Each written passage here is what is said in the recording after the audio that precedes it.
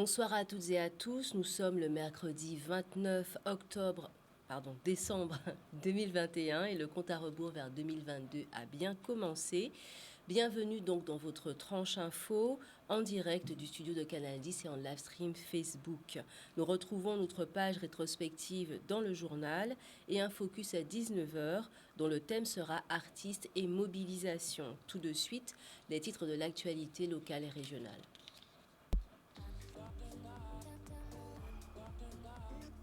Point de situation de la préfecture et de l'ARS, une prolifération très inquiétante. Lancement du comité d'accompagnement des personnels suspendus, explication de textes et des parcours proposés. Enfin, nouvelle page rétrospective des moments clés de l'année 2021.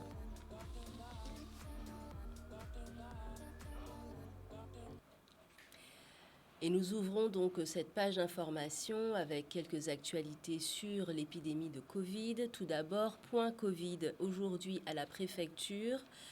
Une situation inquiétante face à la prolifération du virus sur le territoire. Un taux de reproduction à 2,08% présagerait d'un potentiel débordement, sauf responsabilisation et respect des gestes barrières. On en regarde un extrait. La situation de cette semaine est vraiment très très préoccupante. Nous ne pensions pas venir devant vous cette semaine, mais ça va beaucoup plus vite que ce que l'on pensait, puisque d'une semaine sur l'autre, ça a été multiplié par 3 le nombre de cas, et là depuis 3 jours, là aussi ça a été multiplié de manière très très importante. Donc la semaine qui a précédé, nous avons enregistré 543 cas, alors que la semaine d'avant, on en avait 200. Et là, depuis un peu moins de 3 jours, on enregistre 849 cas. Le taux de positivité a énormément augmenté aussi, puisqu'il est passé la semaine dernière autour de 3% pour ce qui est des décomptes du territoire, à 1% la semaine précédente. Et là, sur ces 3 premiers jours, on est quasiment à 10% de taux de positivité. Donc on est vraiment très très inquiet, ça va vraiment très vite. Le taux de reproduction du virus, il est à 2,08.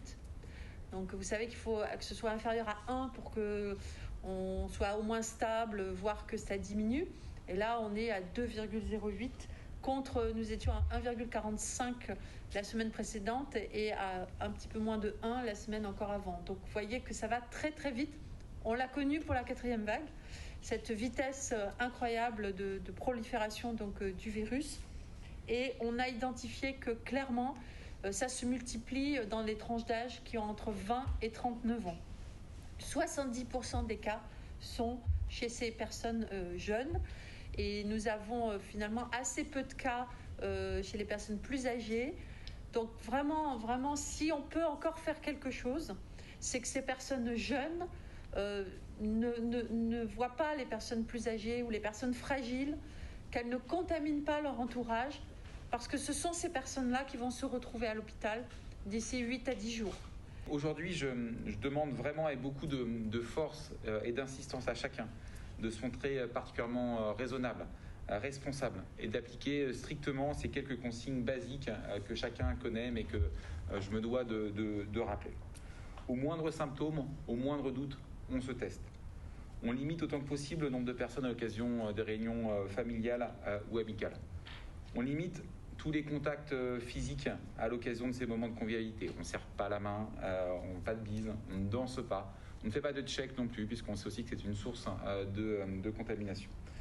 Alors bien évidemment, je ne dis pas que c'est facile, c'est nécessairement difficile de ne pas pouvoir prendre ses parents, ses grands-parents dans les bras, de ne pas faire la bise à ses frères, sœurs, neveux, nièces.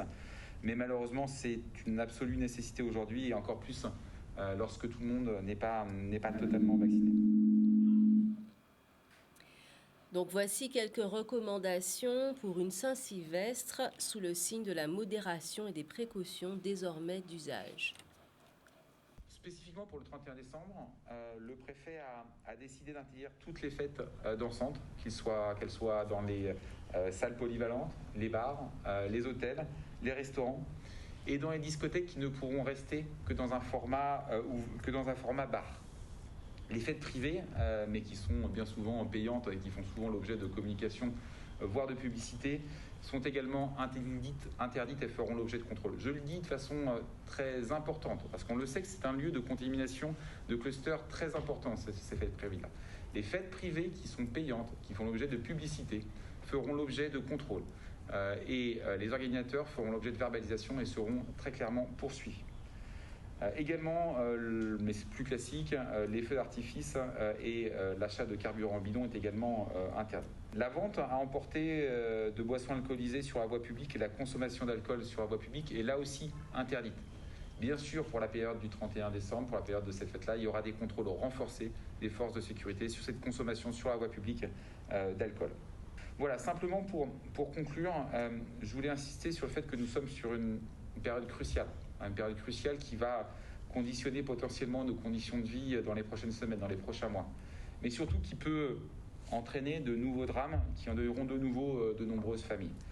Personne ne veut revivre ce que nous avons vécu il y a quelques semaines, quelques mois, et pour éviter cela, il nous faut agir. Encore une fois, il n'est pas trop tard, on a encore des leviers d'action. Pour ça, il faut respecter les gestes barrières, se faire tester, limiter les interactions sociales et maximiser l'accès au vaccin. Nous revenons maintenant donc sur une brève. Olivier Véran, ministre de la Santé, devant la commission des lois de l'Assemblée nationale, confirme le report de l'application du pass vaccinal dans les Outre-mer, prévu au 15 janvier 2022 dans l'Hexagone. Place à la discussion et aux négociations avec les acteurs locaux. Il soutiendra par ailleurs l'amendement du projet de loi de Justine Bénin prévoyant l'adaptation possible des règles nationales aux spécificités locales. Ce matin, à la préfecture de Basse-Terre, s'est déroulée une conférence de presse pour la mise en place du comité chargé de l'accompagnement des personnels de santé suspendus. Florus Nestar, coordonnateur du comité et directeur général de l'ADOM, explique les parcours qui seront proposés. Reportage de Livan Seprika. Il y a un peu plus de 1000 personnes dans notre périmètre qui sont concernés, c'est-à-dire qui sont suspendus, un peu plus de 1000. Bon, et sur ces 1000, il y a à peu près 575, un petit peu plus, qui se sont inscrits. Bon, et après maintenant, il y a la phase d'honorer le rendez-vous et puis donner la réponse. Mais disons, en gros, c'est 1 sur 2 inscrits pour l'instant. Vous l'avez fait, mais il faut continuer à le faire pour dire aux gens que c'est pas trop tard pour s'inscrire, puisque la date butoir a été reportée. C'était jusqu'ici le 21 décembre. Maintenant, c'est le 31 décembre. Donc, le premier temps, c'est de s'inscrire, et auquel cas, les organisateurs du dispositif proposent une date de rendez-vous avec un médecin ou un psychologue. Et ensuite, le temps fort, c'est l'entretien en lui-même. Et enfin, l'agent concerné bénéficie de 8 jours maximum pour pouvoir donner sa position. C'est de 2 choses l'une. Premièrement, OK, finalement, j'ai expliqué quels étaient pour moi des freins à la vaccination. Je décide d'intégrer le parcours vaccinal. Première série, et cette personne-là est réintégrée dans son poste, mais attention, lors de la réalisation de la première injection. Deuxième catégorie de personnes qui disent, tout compte fait, je me suis engagé dans cette démarche d'écoute et de dialogue, mais je refuse de prendre le vaccin, auquel cas c'est là que ma mission intervient pour pouvoir accompagner le mieux possible ces personnes pour leur avenir professionnel en matière de rupture conventionnelle, en matière de reconversion professionnelle, de formation. Vous savez bien qu'il y a toute une palette de possibilités. Et l'intérêt de ce comité de coordination, c'est qu'on met ensemble tous les partenaires de telle sorte qu'on puisse répondre rapidement, parce qu'il faut quand même qu'on apporte rapidement aussi des propositions et des solutions à ces personnes qui ont accepté d'entrer dans cette procédure d'écoute et de dialogue. Direction maintenant le Gosier, deuxième édition de l'engagement de la municipalité envers la jeunesse à travers la signature de 25 contrats civiques. La première édition ayant été fructueuse pour les 2 parties. Le maire de la ville, Cédric Cornet, explique comment son équipe et lui-même comptent déployer ses forces vives. Un reportage de Maxime Morel. deuxième édition. L'année dernière, on en avait déjà pris 25 pour faire la brigade sanitaire. Et on a pu avoir un beau rapport de l'état des routes, l'éclairage public, le service à la personne et le service à la population du Gosier. Donc un beau rapport qui nous permet dans les années futures de pouvoir améliorer le service aux Gosieriens. Et maintenant, nous avons opté pour cette deuxième édition, vraiment le service public propre à la mairie.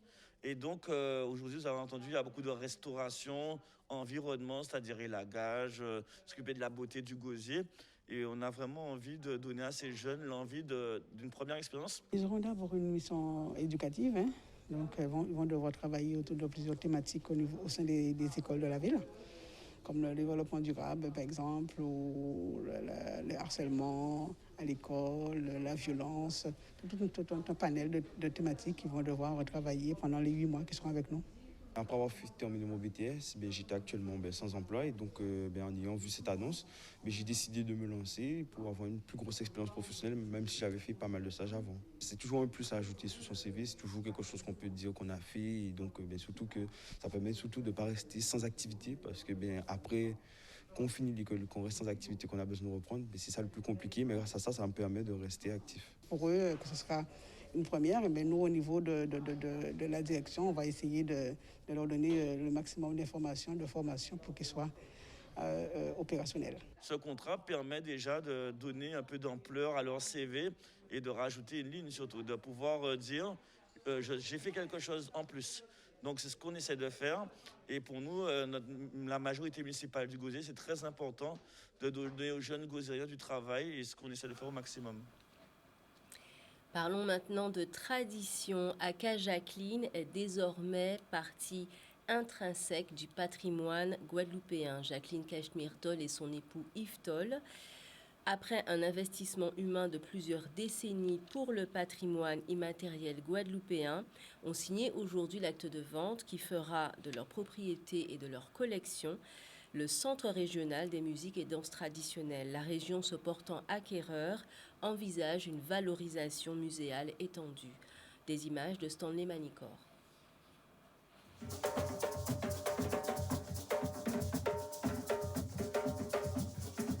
C'est la maison de l'amour parce que c'est mon mari qui me l'a construite. Il y a maintenant une quinzaine d'années, 15-16 ans. Et il m'a dit, c'est ta maison. Et c'est la raison pour laquelle il l'a baptisée Aka Jacqueline. Et comme vous pouvez le constater, c'est une maison basée sur le traditionnel. Même la piscine, si vous la voyez au milieu, ce n'est pas un hasard. C'est parce que Yves Tol est né à la Cour-Selbonne. Quand j'ai découvert ce lieu, emmené par des amis, avec mon directeur de cabinet, on a entendu Jacqueline et Yves dire qu'ils voulaient effectivement prendre leur retraite, se séparer de cela. Ils ont eu beaucoup de projets, de propositions de personnes qui voulaient acheter, mais qu'ils ne voulaient pas vendre. Ils voulaient que ce bâtiment demeure la propriété des Guadeloupéens. Alors nous l'avons dit tout de suite, il fallait que la région fasse le jeu. Et là, nous avons joué le jeu, nous avons rencontré Jacqueline et Yves et nous avons décidé d'acheter et mettre à la disposition des Guadeloupéens. La séparation n'est pas difficile, vous voyez. C'est exactement comme une maman qui aurait enfanté un enfant. Il a fait ses écoles en Guadeloupe, il est allé à Bainbridge et puis un beau jour, il faut qu'il parte pour aller faire ses études. Nous l'avons voulu. Cela ne nous a pas été imposé. C'est nous qui l'avons proposé à la région et au département. Et donc, par rapport à ça, je salue vraiment chapeau bas le président Chalus et tous ceux qui nous ont entourés et qui ont fait que ce projet-là a abouti parce que notre pays, Yves Tol et moi-même, nous aimons notre pays comme si nous étions vraiment...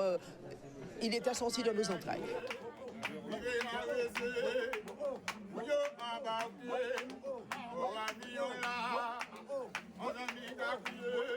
Salle de danse, salle de préparation, de fabrication, tout cela, nous allons aménager cela de manière à ce que les Guadeloupéens puissent s'en accaparer convenablement.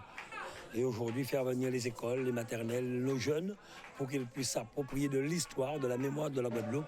Donc c'est une fierté pour nous d'avoir pu aujourd'hui signer l'acte de vente. Après, il faudrait effectivement que ce soit reconnu musée national peut-être.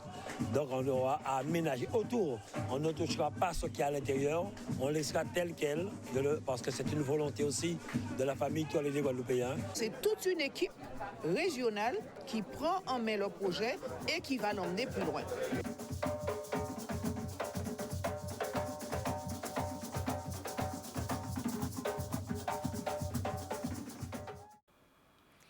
Information importante pour les amoureux de la nature, reprise d'activité du zoo de la Guadeloupe. Le public est de retour.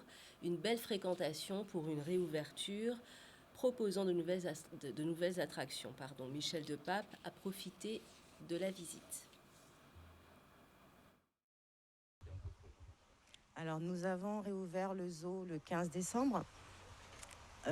Pendant la fermeture, nous avons réalisé des travaux de rénovation et d'embellissement du site pour mieux accueillir les visiteurs. Et depuis l'ouverture, nous sommes agréablement surpris de voir le retour de nos visiteurs. Donc la clientèle locale est présente, nos abonnés sont présents et ça nous fait vraiment très plaisir de recevoir de nouveau des visiteurs. Les touristes sont présents aussi. En termes de pourcentage, on n'a pas encore fait les moyennes, mais nous avons quand même une belle fréquentation depuis la réouverture. Les mouvements sociaux et la crise sanitaire, effectivement. Donc, on a fermé le zoo depuis le 12 août.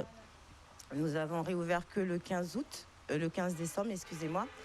Et nous, on a juste profité pour rénover le site, pour faire des nouvelles attractions, des nouvelles animations, pour mieux accueillir nos visiteurs et pour le bien-être des animaux. Oui, on a un petit peu d'affluence, peut-être un petit peu moins que ce qu'il y avait avant, peut-être à cause un petit peu de tout ce qu'il y a eu ces derniers temps, là, mais depuis la reprise des vacances, on a un petit peu une activité qui reprend, ça fait plaisir. Par rapport à la saison dernière, c'est sûr, on a quand même moins de monde qui sont présents sur le territoire entier. Je pense que c'est un petit peu partout dans tous les autres domaines, mais on est quand même assez content de la saison là. C'est ouvert là pendant toutes les vacances scolaires 7 jours sur 7, on continue. Hors des vacances scolaires, ça sera fermé seulement le lundi et mardi.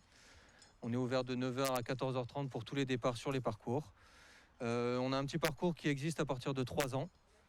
Okay, donc pour les plus petits de 3 à 7 ans, un petit parcours qui dure 15 minutes, qui monte entre 1 mètre et 3 mètres. Sinon, tous les autres parcours pour les grands sont accessibles à partir de 8 ans et un dernier parcours avec de très longues tyroliennes de plus de 100 mètres qui sont accessibles à partir de 10 ans, avec toujours un adulte qui accompagne les enfants, bien sûr. Donc c'est donc la fin de l'actualité du jour et nous allons donc ouvrir notre page rétrospective avec quelques actualités sur le mois de juin.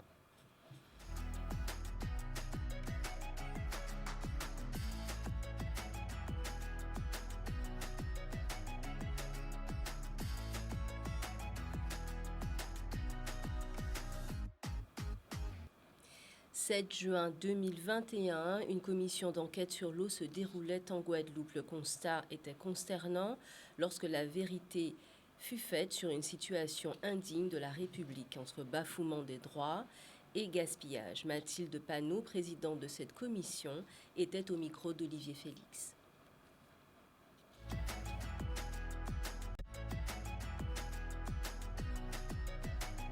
Cette commission d'enquête, d'abord, elle sert à établir la vérité sur pourquoi est-ce que le droit à l'eau est bafoué aujourd'hui en Guadeloupe avec des choses qui sont absolument incroyables et indignes de notre République, des gens qui ont des coupures d'eau quotidiennes, des écoles qui ferment, donc des enfants qui ne vont pas à l'école parce qu'il n'y a pas d'eau.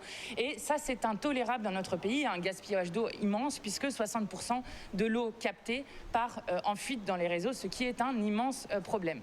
Donc ce que nous voulons faire avec cette commission d'enquête, c'est d'abord établir des responsabilités politiques dans ce qui s'est passé.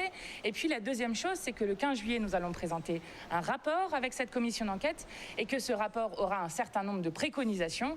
Et notamment, une des choses sur lesquelles j'ai envie d'insister pendant cette commission d'enquête, c'est qu'il faut impérativement avoir 1 milliard d'euros d'investissement dans les réseaux et que je crois qu'il faut mettre fin à ce scandale et mettre enfin l'argent sur la table. Donc ce qu'on attend, c'est d'aider aussi les mobilisations citoyennes, associatives et des collectifs et qu'il y ait derrière cette commission d'enquête non pas seulement des auditions avec des serments de dire la vérité, mais aussi des actes qui puissent être posés. En tout cas, c'est ce à quoi nous allons nous atteler. La vérité, où est passé l'argent des Guadeloupéens? Pourquoi 60% des réseaux sont fuyards? Pourquoi aujourd'hui les Guadeloupéens n'ont pas d'eau? Et qui est responsable? Général des Eaux, les élus de l'époque, les deux, d'autres personnes. Aujourd'hui, avec la présidente Panot, nous travaillons à la manifestation de la vérité et nous avons voulu nous transporter en Guadeloupe. C'est un signe fort, parce qu'en général, les commissions d'enquête nationales ne passent pas plus de 10 jours sur un territoire. Et bien là, nous y sommes pour pouvoir faire la lumière et que chacun puisse s'exprimer et dire ses responsabilités, ses actions et pourquoi aujourd'hui nous sommes en difficulté, les Guadeloupéens sont en difficulté. Enfin, 9 juin 2021, mobilisation des pêcheurs contre les prix du carburant qui les asphyxient. Conscients du caractère essentiel de leur activité pour la population, ils souhaitaient poursuivre dans de meilleures conditions. C'était un reportage de Grégory Laps. Depuis 4 heures du matin, nous sommes là sur l'entrée du chenal pour la raison que tout le monde connaît, c'est l'augmentation du prix du carburant, surtout au niveau des taxés pour les marins pêcheurs professionnels. C'est un combat, il ne faut pas nous laguer en réalité.